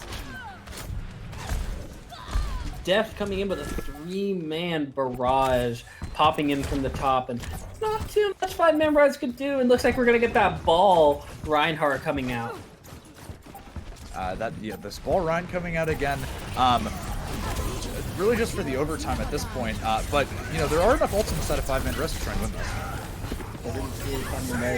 Spinning to win, a huge Shatter going to be taking down the Reinhardt, pushing the rest of his team off the point. He's going to charge in. Shara's taken down with the charge. Graviton Surge coming out to try and finish off that ball. There will be no contests from you, but here comes the duplicated Reinhardt, hopefully able to try and get his Shatter. Not going to be able to hit it. Going to be switched back over to Echo. Dynamite Genji, though, pushing the team back a little bit, giving his team some space. Hopefully trying to keep himself alive, and the air Shatter is going to be coming out, taking down the Ana on point. Dynamite Genji is going to be trying to take it down. Oh, from left field Reinhardt charge. We've all felt that. How often have we been in this situation where Grav-9 has control of point and then 5-man res are just going to try to keep holding control of it? Or keep stalling it as long as they can, and you know, it's really admirable. But eventually, Grav-9 able to clean this up. That was a very interesting sort of brawl spam matchup coming out there. But, you know, the point on the board is the point on the board, and now 5-man res are definitely feeling this pressure. And now this is another map where the Pharah can work, but it looks like we're going to get Deft over on the Tracer. Probably switching to the Symmetra again. Maybe, hopefully... Oh, Peach is switching over the Symmetra. Potentially looking to just group up on point, maybe, and try and, you know, build that pillow fort, or maybe just using it to TP out and swap. But looks like both teams maybe playing on some kind of brawl again. Still feels like in these Reinzari matchups, this Lucio is so necessary, and neither team's been, or 5-man res have just been very against it so far. But here we go. Ooh, that's the worst possible thing to happen. Huge Maywall trapping the Reinhardt into the Mega Room. We're going to see if they can take him out before his team can come and help him. That's going to be just it. King Dragon's immortality being taken out and King Dragoon being taken out himself, but that Reinhardt is a huge detriment. And now here comes, oh, Peaches with the Symmetra. There's your pillow fort. Yeah, build this pillow fort on point, toss up the turrets, make sure that the enemy can't approach you. And that's the strength of that Lucio. Grav-9 just got out of spawn faster, they were able to wall off Shareth, and that was that. Now they're just probably going to be spending a lot of time on point, maybe look for an aggressive TP, but otherwise, 5-man res are the ones who have to approach. Oh, Crimzor immediately going to sleep, getting hit by that nade, able to back up and have his team heal him. But this pillow fort is going to be too much to be able to push in on. Ziptech has to try and take out those things. But Def getting taken down by, pardon me, being taken down by Bet Maverick, and Xyrath being taken out of his... Oh, Shatter coming out! And going to be taking out the rest of Grav-9. So the pillow fort wasn't able to hold up to this onslaught of damage from 5-man res. And now we have 3 ultimates. 5-man res just doing a really good job of being able to push in there. Grav-9 had a fair few ults at their disposal, but didn't really feel comfortable committing any of them in order to hold onto the point here. But the good news is for Grav-9, their comp has a really strong retake potential with this Simwall, with this beat, with the speed boost. But 5-man res, they still have tools to respond with. Yes, this wall can definitely come in, and if that Symmetra can really build up. Def taking down Bet Maverick, and here comes the Dragon Blade taking down Def. Down goes the Symmetra. Graviton Surge coming out to try and stop the Blade. Oh, not before he could take down, not before both DPS went down, but now we got a little bit of a brawl on the point. Both of these tanks kind of going out with their supports, and this Reinhardt looking like he's going to be taken down. Moira trying to keep his tank up so far. Reinhardt charge misses, and Bet Maverick is going to be back, slinging that Peacekeeper around, going to be taken down by Def. Def is back, and here comes Peaches as the Symmetra, trying to do so much damage. Earthstrider coming out, King Dragon being taken out by himself, but Peaches coming back on the point, finishing off Shyreth, and now Ziptech has to get out of dodge to save his own skin. Well, you do have a Diva Bomb to hopefully clear out that point from any turrets that are going to be on it, and hopefully a couple of, enemy players. Grav-9 picked up that point in the middle of the engagement, and so there was a point in that where 5-man res were trying to keep doing that stall thing they were doing, but it didn't end up working because Grav-9 ended up having control. And now we're just kind of looking into this fight. There's no ultimates on the side of Grav-9. They got to get out of dodge. Hopefully not able to get picked up by the Diva Bomb. Doesn't really pick up anybody. Does a little bit of damage. Depth coming down to Dragon. And then Shatter taking down both tanks. Down goes the Reinhardt. And here comes the Symmetra barrier, just stopping all that damage to the center of point. Now they got to play around this barrier. Coalescence taking down Squatchy, but too little, too late. Crimslore going in, swinging his massive hammer around, not letting anyone get onto point. That's his point. You're just a guest in it. And now overtime is coming through. Dynamite Genji not able to pop that blade. Peaches high charge beam, and that's going to be it. Grav-9 wins 2-0 and takes the series 3-2 in this glorious 5-game series. That was an incredibly back and forth slugfest. That's like watching an anime fight scene. You see somebody get punched in the face and they cough up blood, and then they punch the other guy and they cough up blood, and that just goes on for like 2 episodes. And that's exactly what that felt like. That was just back and forth, blow for blow, both teams trying to adapt, respond, and one-up one another. But in the end, Grav-9 with some more cohesive team play, able to really take that out in the end. But 5-man res, holding on by the skin of their teeth up until the very last moment. Honestly, until the very last moment, they were able to be the more cohesive team. They were able to really just come together as a team, and they picked a comp, they stuck to it, and they were able to counter anything that 5-man res could do. And I honestly think, looking forward to this match, I think both teams are going to be doing very, very, very, very well in this GitGud season. And I don't see what really you can get better than that. You got a great game. We had some great fun. We got 5 maps. We actually got an assault map. It still exists. The map mode still exists. I hope that since this is, we're very early in the season, I hope that this is, maybe like the start of a rivalry. And so come playoffs, we see these teams face off again in the brackets, or in, like some, later on in the brackets, and we get to see, these kinds of matchups play again because something that's very interesting, and that this is shown in Owl specifically. But when you see teams play each other again and again throughout different metas, it's not just the overall comps that change; it's the individual ways they play against specific players that change. And I think it's really interesting to see how, oh, I know this guy uses flashbang in this way, so I'm going to do this, or oh, I know that this guy uses speed boost in this way, so I'm going to try and do this, and then we counter it with this. When you have those long term matchups and you start to get into somebody's head, those are some of the most interesting games. Most definitely. And, you know, going over what the game was, in your personal opinion, who do you think was the best player in this game? That is a phenomenal question. I I wanna go with Katori, the flex support, on the side of five-man res. I think that they had phenomenal anti-nades. They stayed alive for a very long time, in most fights. And as a support, your value is intrinsically tied to how long you stay alive, more so than most other roles. Hmm. And And also the lamps they had were really clutch. They were really well timed. They had a really good knowledge of their cooldowns. For me, it definitely goes to Katori. most definitely, I think Katori played exceptionally well. I personally would probably have to go with either Deft or Peaches, one of the two DPS on Grav-9. Those would be my two because they really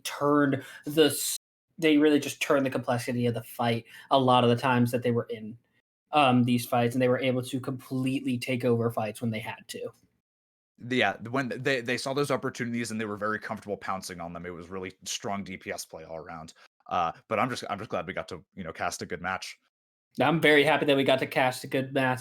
And, you know, thank you guys. Thank you guys for tuning in to Get Good. We got a little bit more than we bargained for with the 5 maps, but hey, who's complaining? You got some good Overwatch. And we just wanted to go ahead, thank ExpressVPN for sponsoring Elo Hell Get Good this season. And we want to go ahead and thank the teams that competed in today. We obviously have Grav-9, we have five-man Res. We also had in our first game, we had Bonkers, and we also had Rose Apollo. Thank you for competing in Elo Hell Get Good. Thank you for watching, and I hope you all have a